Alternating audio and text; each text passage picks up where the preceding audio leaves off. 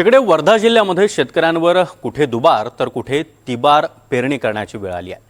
मुबलक पाऊस पडलाच नाही, त्यामुळे शेती पिकांना मोठा फटका बसलाय। पाऊस न पडल्यामुळे आणि जमिनीमध्ये ओलावाच नसल्यामुळे शेतकऱ्यांना मोठा फटका बसताना दिसतोय। आता कृषी अधिकारी देखील या संदर्भात चिंता व्यक्त करू लागले आहेत आणि याचा आढावा घेतला आमचे प्रतिनिधी निलेश बंगाले यांनी। वर्ध्यामध्ये यंदा पावसाच्या कमतरतेमुळे शेती पिकांना मोठं नुकसान सहन करावं लागत आहे। आता वर्ध्यामध्ये तब्बल 20-22 दिवस झाले आहेत पाण्याचा एक थेंब नाही, त्यामुळे शेतीचे पिकं जे आहे हे करपू लागले आहे, माना टाकायला लागलेले आहे। आणि मुळात हे पेरणी करताना शेतकऱ्यांनी घाई केली का असाही प्रश्न आता उपस्थित होत आहे, कारण मुबलक पाणी पडल्यावरच पेरणी करावी असे कृषी विभागाचे आवाहन होते। परंतु आता नेमकं कारण काय हे जाणून घेण्यासाठी आपल्यासोबत कृषी तंत्रज्ञ म्हणजे कृषी अधिकारी आहेत। साहेब, काय सांगाल, शेतकऱ्यांनी घाई केली असं वाटतं का तुम्हाला पेरायला?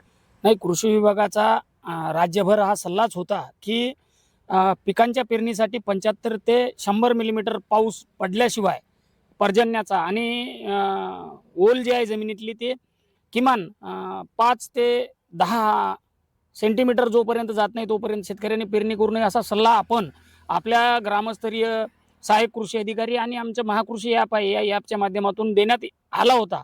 पण आज अखेर जर जिल्ह्यात पाहिलं की पावसाळा सुरू होऊन 1.5 महिना झाल्यानंतर सुद्धा या जिल्ह्यात 235 मिलीमीटर पाऊस पडलेला आहे। म्हणजे निश्चितच ही बाब खरी आहे की अपुऱ्या ओलीवर शेतकऱ्यांनी पेरणी करण्याची घाई केली आहे आणि त्यानंतर शेतकऱ्यांनी सलग पेरणी केली, रुंद सरीवरंबा या गोष्टीचा अवलंब जर जास्तीत जास्त केला तर असा 15 किंवा 10-12 दिवसाचा खंड जरी पावसाचा पडला तरी पिकं तग धरून राहतात।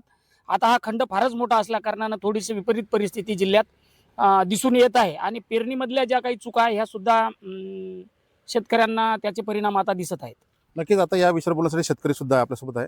मला सांगा, तुमच्याकडे किती एकर शेती होती आणि किती एकरात तुम्ही सोयाबीन पेरलं होतं आणि तुम्ही पेरणीसाठी घाई का केली? मी 15 एकर सोयाबीन पेरणी केली आहे। आता वेळ निघून गेल्यामुळे आम्ही आमच्या याच्यानुसार घाई झाली होती, पण कृषीवाल्यांनी आवाहन केलं होतं तरी आता सगळ्यांनीच पेरणी केल्यामुळे पाठीमागं कसं राहू शकतो त्यामुळे आम्ही पण पेरणी करून टाकली। पण पावसाचा फार मोठा खंड पडला आणि त्यामुळे सगळं नुकसान होऊन राहिलं।